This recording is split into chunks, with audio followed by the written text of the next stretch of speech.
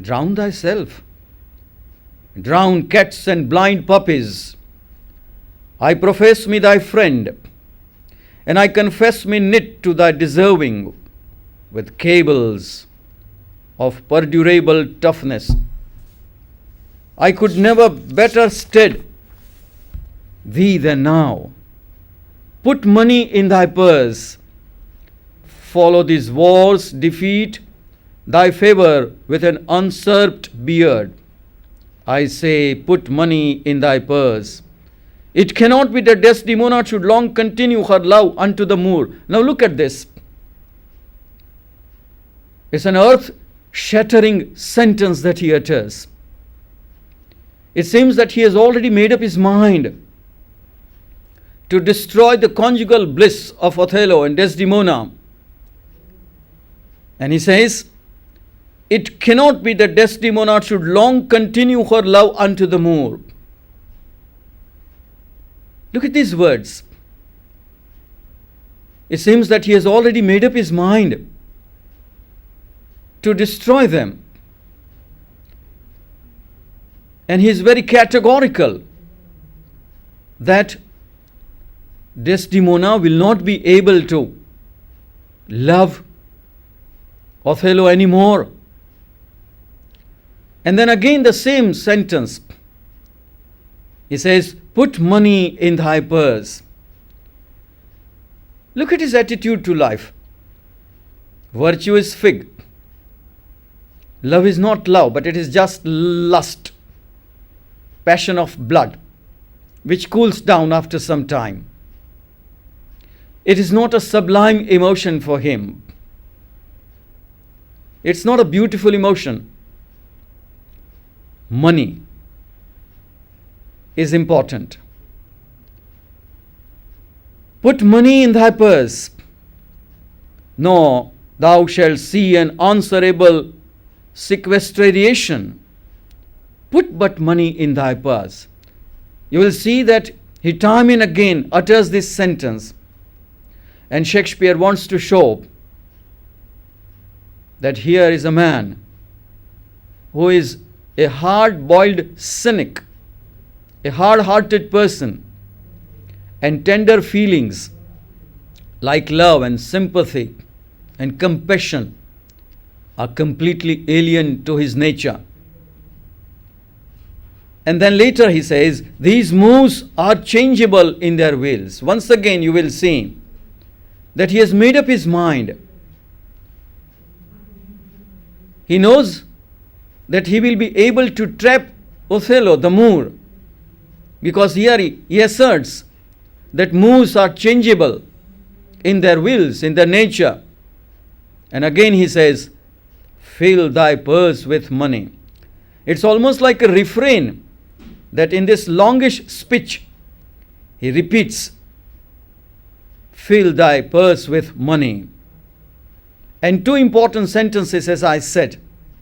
One is that Desdemona should long continue her love is not possible. And secondly, the moves are changeable in their wills. And later he says, therefore put money in thy purse. If thou wilt needs damn yourself, do it more delicate way than drowning. Make all the money thou canst. If sanctimony and a frail vow betwixt an Aryan barbarian and a super subtle Venetian be not too hard for my wits, and all the tribe of hell thou shalt enjoy her. Therefore make money. We can see that all the time he talks about money. And then he talks about the fickle nature of the Moor. And he also asserts that Desdemona will not continue to love her for long. And finally he also says that super subtle Venetian lady. He calls Desdemona super subtle. We know that Desdemona is pure, innocent, guileless woman. who was madly in love with Othello, and knowing full well that Othello was more than double her age. She was hardly 20 and Othello was 40, 42. And he himself says that I have declined into the vale of years. But to Iago, she is a super subtle Venetian, and Othello is a erring barbarian. These speeches show us the true nature of Iago. Now, there is an important scene which we call the temptation scene in the play.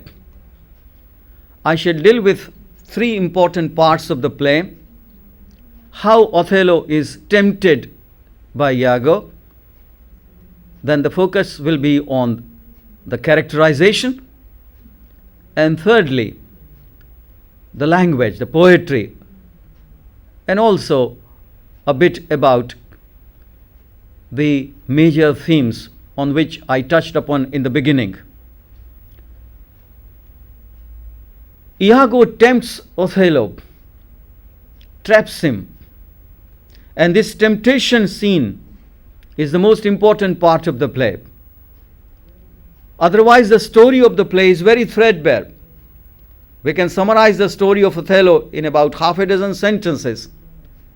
That here is a Venetian woman, beautiful, innocent, guileless, falling in love with a man who is a Moor, black in complexion. And he is the one who has declined into the vale of years, as I said. And they elope and marry, much against the wishes of her father. Her father was a senator. Othello was merely a commander, a soldier, a warrior, black in complexion. She is white as snow. Despite the major differences between these two, the age, the status, so-called status, because she is the daughter of a senator and he is a warrior, and thirdly, they decided to marry despite these differences of age and color and status, for the simple reason that she loved Othello. The war stories that he told her fascinated her. When asked why did she marry a man who is so coarse and rough in appearance, who is dark complexion, and the answer that she gives is, I saw Othello's visage in his mind. This is Shakspere'S concept of love. It is not the external appearance that matters ultimately. She saw his visage, his appearance, his face into his heart. Othello was a very noble man, a golden-hearted man, and that attracted her, not the external appearance. As in one of his sonnets, Shakespeare says, love is not love which alters when it alteration finds. Love is not time's fool, it is an ever fixed mark which looks on tempest and is never shaken. So Desdemona married Othello out of sheer love. But then, when Othello enters their life, and Othello, who has been repeatedly called honest Othello, it is he who doesn't like the marital bliss of Othello and Desdemona. The evil is always out to destroy human happiness. The white beauty of Desdemona, of Othello, of even Cassio makes him turn black. And as it has been said in Julius Caesar by Cassius, that my genius is rebuked in his presence, in the presence of Caesar. Similarly, he feels inferior against the shining beauty of Desdemona, Othello, and Cassio, and therefore he is determined to destroy Othello and Desdemona both. So this temptation scene reminds us of the temptation scene in T.S. Eliot's The Murder in the Cathedral.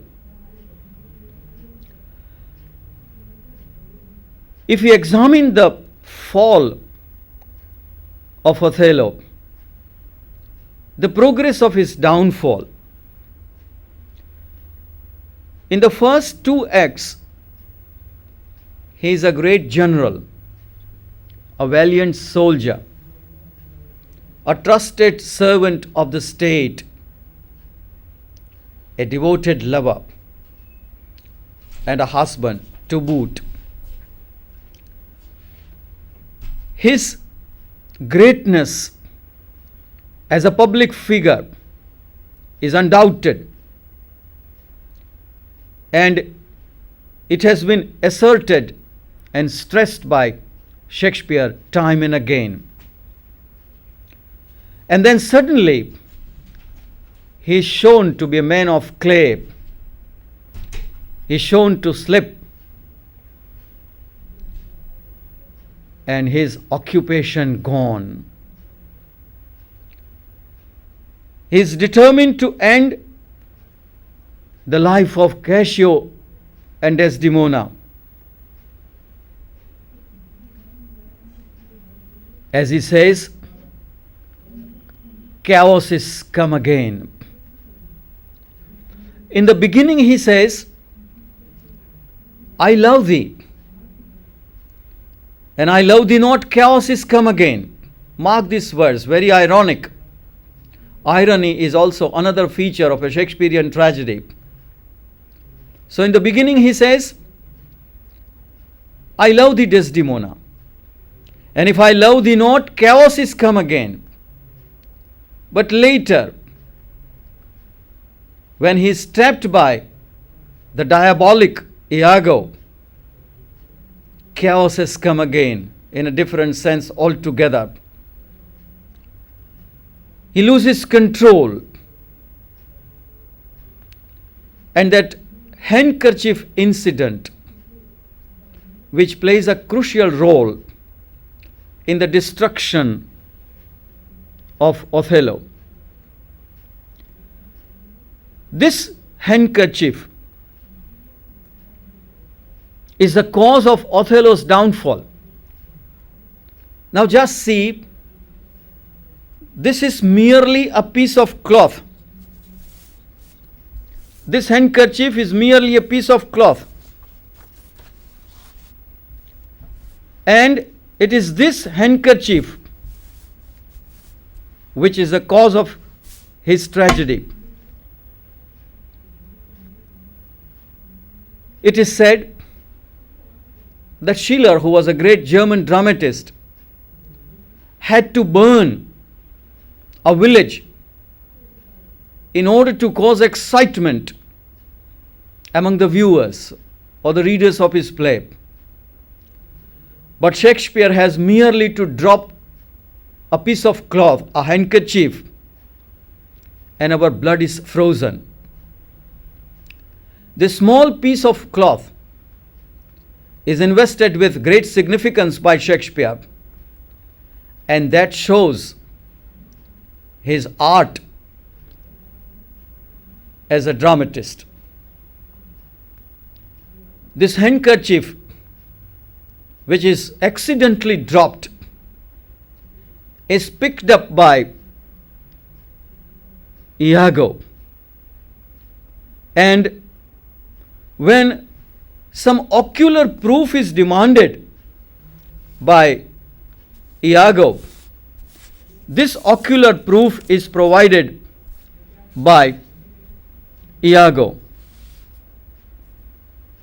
Othello is nearly convinced about the infidelity of Desdemona, and he wanted some definite proof, the ocular proof, as he says. And this ocular proof, solid concrete proof, is this handkerchief. He feels that he is a cuckolded husband, and then he loses control over himself when this ultimate proof is given to him. Cassio playing with the handkerchief, which was a symbol of love between Desdemona and Othello, and that drives him into a frenzy. Now he ceases to be a loving husband. He rents like a man possessed, a cuckolded husband, and he goes to the room where Desdemona, in a semi-darkness room, she is there. And in a very memorable speech, Othello, before he suffocates her to death, talks about the light of life. And in this speech he says, to quote from his speech, one very important point to be noted is that all Shakespearean heroes are poets at heart, whether it is King Lear or Macbeth or Hamlet or Othello. Look at this speech. Desdemona is in bed, she is asleep. It is dark. He enters with light. And see how he justifies his action, a rash, mad act